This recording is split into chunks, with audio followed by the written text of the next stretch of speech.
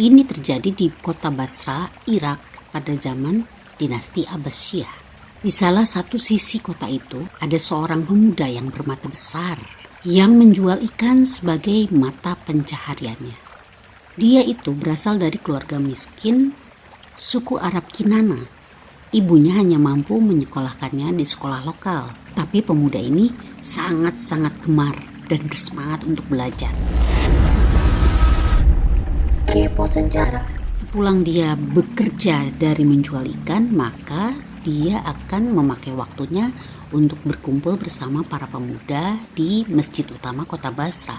Di sana dia akan mengkaji ilmu-ilmu tentang sejarah dan kehidupan suatu bangsa, lalu mengamati, menganalisa, mengevaluasi cara penyusunan buku-buku rujukan yang menerangkan makna-makna dari kata-kata seperti sebuah kamus. Lalu juga mempelajari Al-Quran dan hadis, sastra Arab, dan puisi. Dan itu berlangsung terus-menerus bertahun-tahun, dan fasilitas untuk pembelajaran tersebut terfasilitasi oleh pemerintahan dari dinasti Abbasiyah saat itu, karena dinasti Abbasiyah saat itu sangat mendukung kepada keilmuan. Pemuda ini terinspirasi oleh seorang tokoh bernama Aristoteles. Aristoteles adalah ahli filsafat Yunani yang banyak membahas ilmu-ilmu tentang fisika, biologi, zoologi, psikologi, dan lain sebagainya. Lalu pemuda itu mulai menulis buku-buku tentang kekhalifahan, seni retorika, zoologi, politik, agama, dan bahasa. Ketika pemuda ini berusia 40 tahun, pemuda ini pindah ke Baghdad, yaitu ibu kota dinasti Abbasiyah. Baghdad saat itu merupakan pusat budaya, pusat ilmu, dan juga pusat peradaban Islam.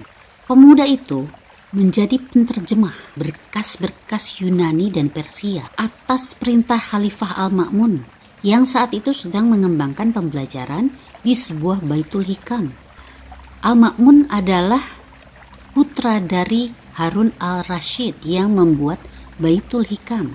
Buku-buku yang dibuat oleh pemuda ini banyak yang populer dan sebagian dicetak ulang dan diceritakan turun-temurun. Salah satunya adalah kitab Hayawan. Kitab Hayawan adalah kitab yang menjelaskan tentang binatang. Terdiri dari beberapa jilid. Ada yang berisi tentang puisi, anekdot, dan penjelasan-penjelasan tentang ratusan hewan dan beberapa teori termasuk teori evolusi. Jauh sebelum munculnya teori Charles Darwin. Pemuda ini membuat kitab-kitab ini bukan tanpa penelitian.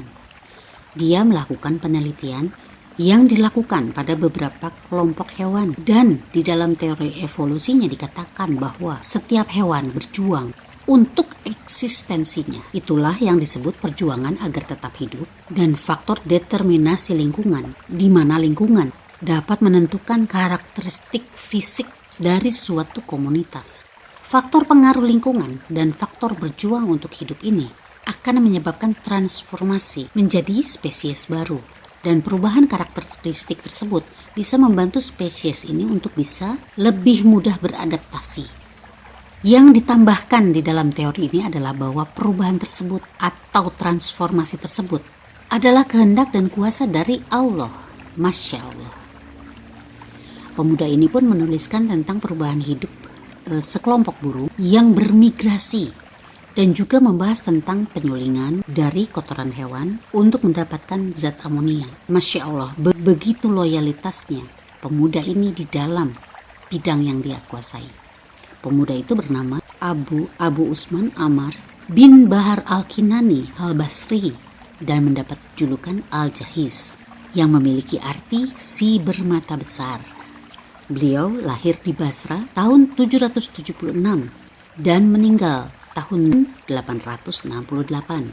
Beliau dikenal sebagai Bapak Biologi Muslim Dunia dan merupakan pencetus awal tentang teori evolusi dan menginspirasi para cendekiawan lain termasuk dari negara barat.